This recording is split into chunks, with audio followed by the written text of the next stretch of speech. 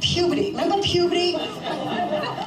You're becoming a woman. You're becoming a woman. Yeah, menopause. You're becoming your father. And I am not doing something in the house, like cleaning it. It is grounds for an argument. So I always make sure I'm cleaning when he comes home. Always. I hear that garage door open. I run up those stairs. I go,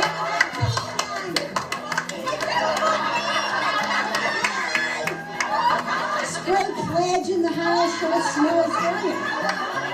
When you're pregnant, everybody thinks they can come up to you, right? You could be in a supermarket. Oh, you're having a baby. Let me see. Oh, little boy, little girl. It's like, hey, leave me alone. I think you should go up to the guy. Sam, good job, right?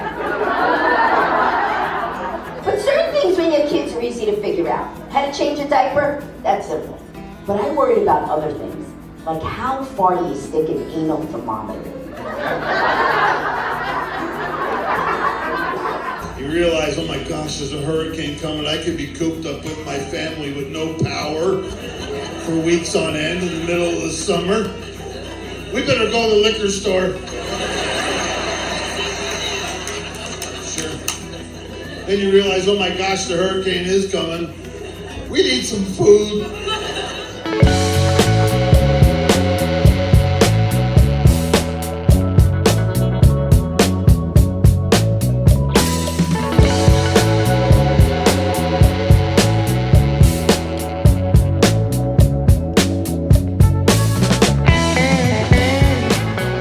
Joining us now are Fran and Lou, and we're going to be talking about this great new comedy show that they have called Two Chicks and a what?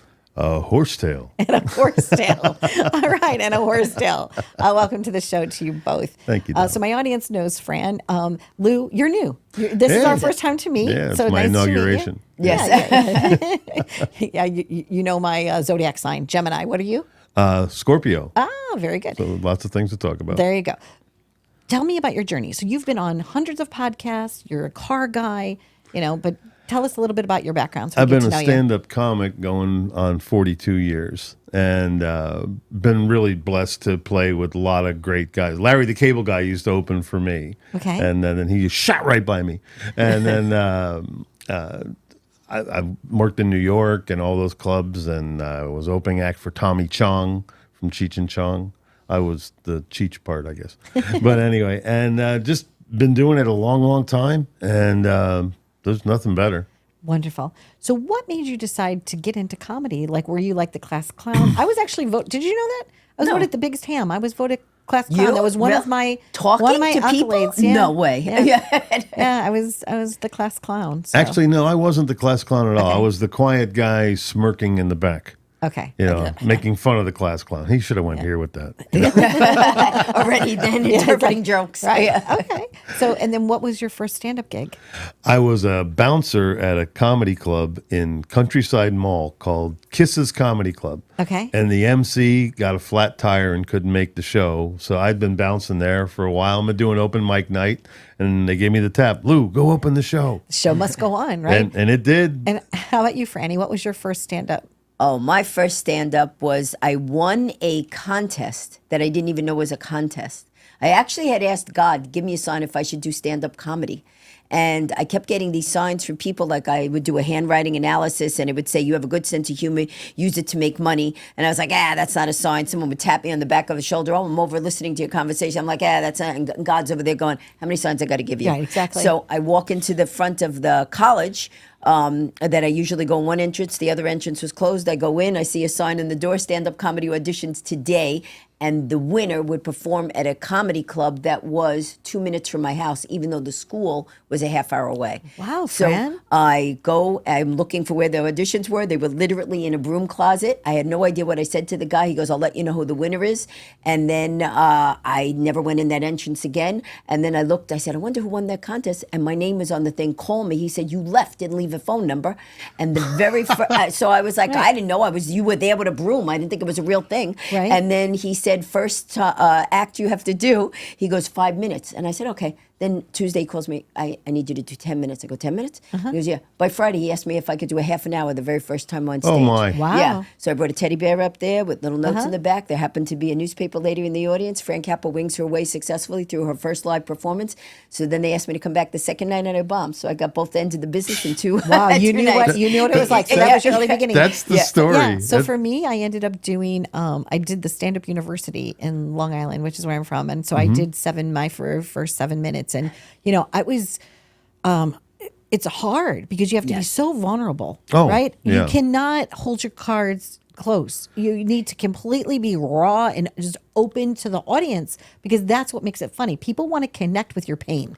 And right? it's the only art form that really it's you up there. Right. Like acting, you're using someone else's lines, different things but you're up there raw. And if you bomb, it's all your fault. Yeah. And the amazing thing about it is comics that are good, they make it look easy. So if people are sitting on their couch, they're going, I can do that. Yeah, no, you can't. But then the whole reality of everything comes in, and it's very hard. Like my first time up, I did great. Second time up, crickets. yeah. Yeah. Yeah.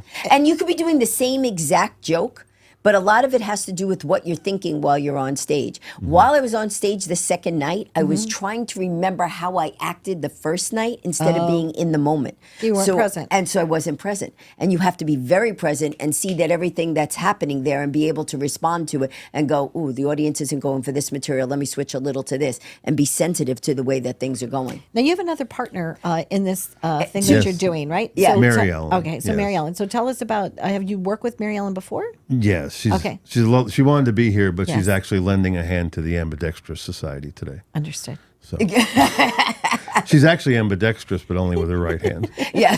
So she's in a special class. Yeah. Just by herself. Yeah. Yes, but please give her my best. Give her my we regards. will. So And she's chick number one. She's chick one, I'm chick two, chick three. And the way that it came to be was I used to book comedy clubs, I still do, in New York. And this one comic was calling me, hey, Fran, can I work your club? I go, I'm in Florida right now. And he goes, you're in Florida, where? And I tell him where, and he goes, do you know there's a girl named Mary Ellen that lives 20 minutes from you? So I called her. She came to the house, we became quick friends. She asks me, you want to come to the show and perform? I go, nah, I'm just going to watch. Lou is there. And so I'm watching, and then I say, oh, it's a good audience. And she goes, you sure you don't want to go up? I go, yeah. So then we all saw each other's show, Nice. and kidding around backstage, we went, we should do a show together. We went to a Chinese restaurant. We started talking about it, and I said, how about two chicks in a horsetail? Because he has a joke he does about his horsetail on Right. stage. And then we started getting booked, and now we're booked all over Florida and different places, RV resorts, like churches, everywhere. Yeah, there's a really great dynamic in the show. The way it, Mary Ellen, who this sounds misogynistic, but it's not. She's guy funny. Okay. She's Yeah. and then this lady with all of her antics and stories, and then the speed talking, and it's all. And all of her stories are truthful. I which is know, it's Donna amazing. knows. things that Yeah. really, I'm like, oh, I remember when that happened, or I remember that story, or I Yeah. remember that. So. Okay, so you're having cookies in the bottom of a volcano. All Yeah, right, exactly. Uh, I know people think they go, you say it as if you're going to Walmart. Right. I go, but that is my life. Zip line, it's all the volcano, do a book signing at top of Kilimanjaro. It was actually molten lava cake. There you go. But anyway. Oh, there you go. But I Sorry. understand. It's set up, punch. Yeah, right. But She knows. She I took that understood- class. Right, but I understood Sure. because of volcano, but the molten lava cake is even funnier because there yeah. you are. And how about you? What does your comedy consist of, Lou? Where I'm do you a find straight your... monologist. Okay. Series of it's a blend, one-liners, short stories, and it's it. Well, you know what? One bit I like, and and it works perfect. Like we're in the studio right now, happen to be in Tampa, in Florida, right? About the hurricanes, because when you don't live in Florida and you experience it the first time, it's very different. And Lou, tell them some of the stuff that you. Well, when you first, if you've been here a while, they tell you, they go, hey, there's a hurricane coming. And you're going, yeah, sure there is.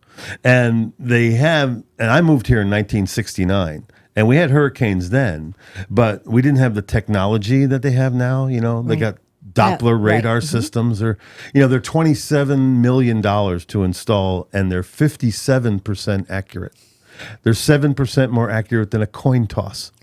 So we had we had hurricanes, but back then the weather guy would come on in the middle of the afternoon and go, hey, go home, you know. It's gonna rain. There's gonna be heavy wind. But now it's really it's quite high tech. You know, they got the spaghetti lines. You know, they have the European model, which is my favorite, and because you also like nice cars. Oh yes, that's exactly right. Yes, and but there must have been a lawsuit or something because they really used to have the precision with the way the tracking was going, but they really spread it out now. They're like, okay, the hurricanes are going to hit somewhere between Belize and Bimini, right around in there. That joke is even funnier if you're good at geography. But I laughed. I laughed. I kind of swallowed the laugh. I thought it was funny. But I did see in the trailer. The fact is that if you're watching, a certain channel and it doesn't give you the weather that you like, you just change the channel. Yeah. Right? The way you tell it is much funnier. There's much more about it, but. Yeah, so when you're communicating with your friends, you're going, hey, watch the hurricane on Channel 8. We're Right. not getting hit on Channel 8. Right. Yeah, we're burnt toast on Channel 13. Don't watch it on Channel 13. It's no good. And in all seriousness, we did a fundraiser with my television show. We filled 2 4-foot stockings. So one of them is coming to this area because we do have friends that have been affected. And the other 4-foot stocking full of products is going to North Carolina. And then we just did a fundraiser also for the fires that are happening in California. So, comedy is really that, but enough time has to pass before it's funny. So comedy is taking tragedy. Well, you go ahead, Fran. It's tragedy plus time. Right. That's always comedy's tragedy plus time. But the thing is, we actually also just recently did a comedy fundraiser at Stage West Theater where there was about 20 performers and we each donated our time so they could raise money to help the people in Hernando County because that's where we live and had been hit. But comedy is, you do have to be very careful because if you say the joke too soon, literally comics will go too soon. Too soon factor. Yeah. Too soon. Yeah.